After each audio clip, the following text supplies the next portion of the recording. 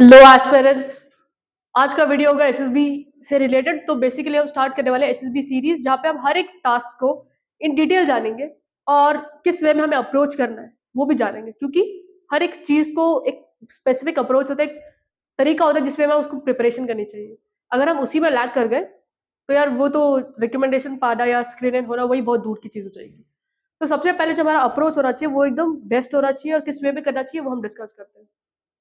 तो आज हम डिस्कस करेंगे stage one, that is screening, right. अब स्क्रीनिंग क्या होता है? ये टेस्ट बस एक फिल्ट्रेशन प्रोसेस है।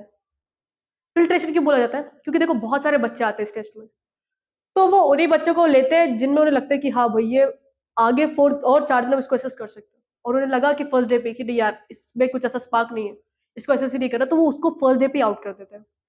तो रिकमेंडेशन से पहले जो इंपॉर्टेंट चीज है दैट इज गेटिंग स्क्रीन इन, क्योंकि फर्स्ट डे बहुत ज्यादा इंपॉर्टेंट है। अगर तुम पहले दिन ही घर आ जाओगे, वरना फिफ्थ डे का तो बात ही नहीं बनता।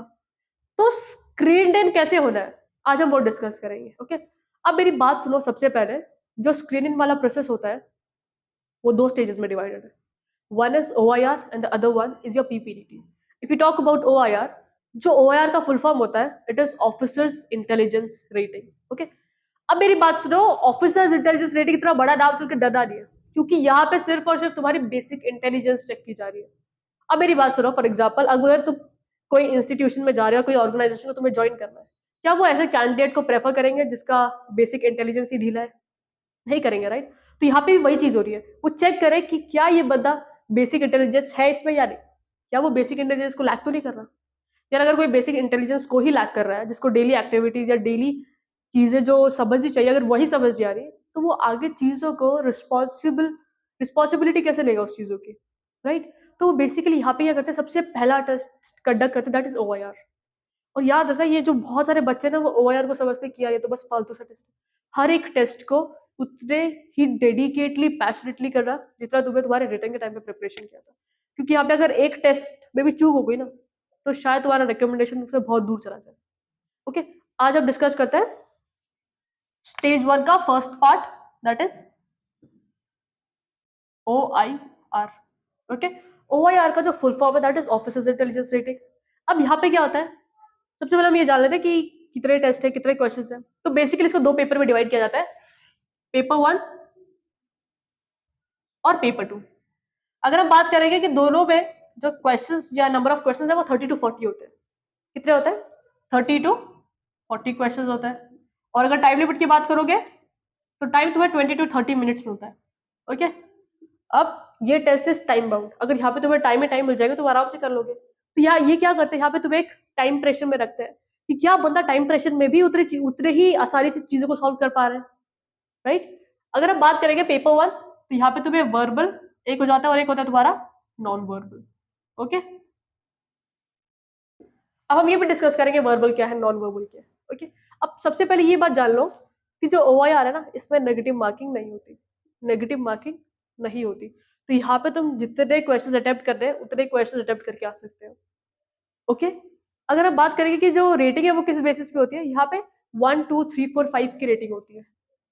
तुम्हारे नंबर ऑफ क्वेश्चंस अटेम्प्टेड और राइट कितने क्वेश्चंस हुए उसके हिसाब से तुम्हारी OIR रेटिंग आती है। जिन भी बच्चों का OIR रेटिंग 3 से ऊपर होता है ना, उनके स्क्रीन इन होने के चांसेस हाई होते हैं, वेराज जिनका 4 और 5 होता है उनके स्क्रीन इन होने के चांसेस लेस होते हैं। बट ये चीजें बदल सकती है। ये चीजें कब बदल सकती है? क्योंकि OIR एक ऐसा टेस्ट, एक अकेला टेस्ट है जिससे तुम्हारा स्क्रीन होना वो डिसाइड होता है, राइट। इसके बाद PPDT होता है, तो उसमें भी बहुत सारी चीजें डिपेंड करती है। बंदा ने यहाँ पे थोड़ा सा खराब कर दिया, बट वो उसने दिखाया कि यार नरेशन के टाइम पे, ग्रुप डिस्कशन के टाइम पे स्टोरी एकदम अच्छे से बनाई, तो उसके स्क्रीन इन होने के चांसेस फिर इंक्रीज हो जाएंगे। तो हर एक टेस्ट बहुत इंपॉर्टेंट है। और क्या पता है, एक ऐसा बच्चा है जिसने नरेशन के टाइम पे थोड़ी गलती कर दी, ग्रुप डिस्कशन के टाइम पे कुछ गलती कर दी, बट उसका ये जो है वो 1 पे है, तो उसके भी वो भी सोचेंगे ना कि यार इस बंदे को लूज करे या इसको रिटेन करे, राइट। तो वहां पे एक आ जाती है बात, ओके। तो जो भी टेस्ट करो एकदम अच्छे से करो। ये तो तुम्हारा OIR रेटिंग हो गया।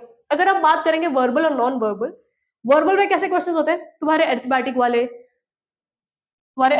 क्वेश्चंस। अब वो क्या बोलते हैं कि एक बंदा है वो पहले नॉर्थ गया, फिर उसने वेस्ट लेफ्ट की तरफ मुड़ा, फिर वो राइट की तरफ मुड़ा, फिर वो स्ट्रेट साउथ की तरफ गया, राइट। तो वैसे क्वेश्चंस, तो बेसिकली डायरेक्शन बेस्ड क्वेश्चंस भी आ जाते हैं तुम्हारे।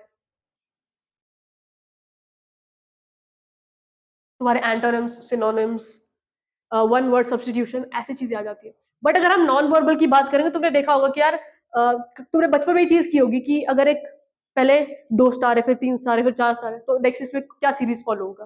पहले ट्राइंगल है, सर्कल है, स्क्वायर, उसके बाद क्या फॉलो होगा? तो यहाँ पे डायग्राम बेस्ड क्वेश्चन होते हैं। ओके, और तुमने डाइज और क्यूब के क्वेश्चन भी देखे होंगे, तो वैसे क्वेश्चन आ जाते हैं इसमें। ओके, यहाँ पे सीरीज वाले क्वेश्चन होते हैं, कंप्लीट द सीरीज, ओके, ऐसे question. But verbal, arithmetic, direction based, ये सारे क्वेश्चन। ओके, अब मेरी बात सुनो, ये बहुत इंपॉर्टेंट चीज है, तुम्हें ध्यान में रखें। अब देखो, OIR में परफॉर्म करना इज ऑल्सो वेरी इंपॉर्टेंट। तो हम ये डिस्कस करते हैं कि यार ये जो OIR में कैसे परफॉर्म करना चाहिए, यार इसका बेस्ट अप्रोच क्या होना चाहिए।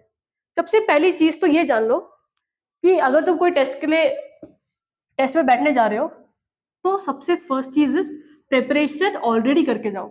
ओके, प्रिपरेशन क्या करो, ऑलरेडी प्रिपेयर करके जाओ।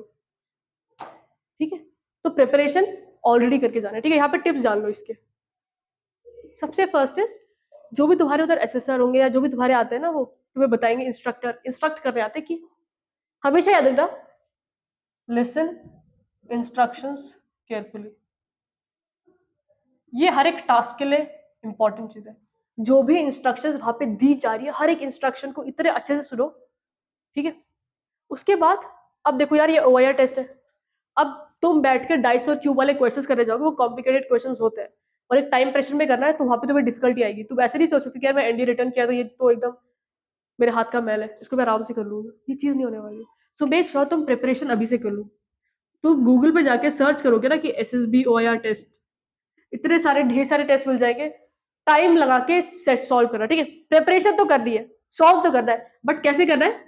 टाइम लिमिट के अंदर। क्योंकि पता चला यहाँ पे तुम 1 घंटा लगा के 50 क्वेश्चन कर रहे हो, और वहां पे तुम्हें सिर्फ 30 मिनट मिल रहे हैं, तो already kind of time pressure तुम्हारे पे, और तुम नर्वस हो जाओगे। तो ये चीज नहीं करनी।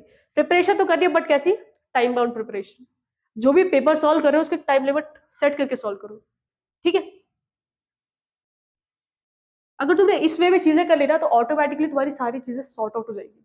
बट मेक श्योर तुम जब भी प्रिपरेशन कर रहे हो, प्रिपरेशन कैसा होना चाहिए तुम्हारा? एकदम मस्त, अच्छे से।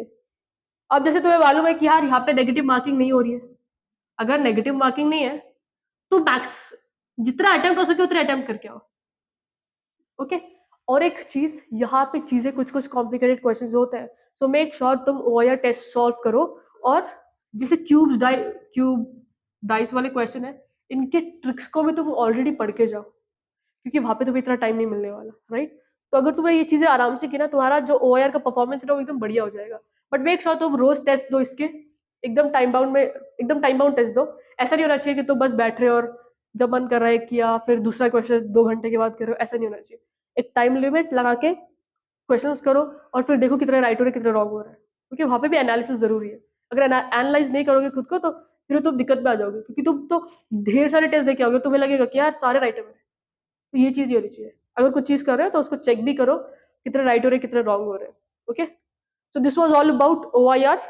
In next video we'll discuss about PPDT, and that too in detail. Hope you like the video, guys.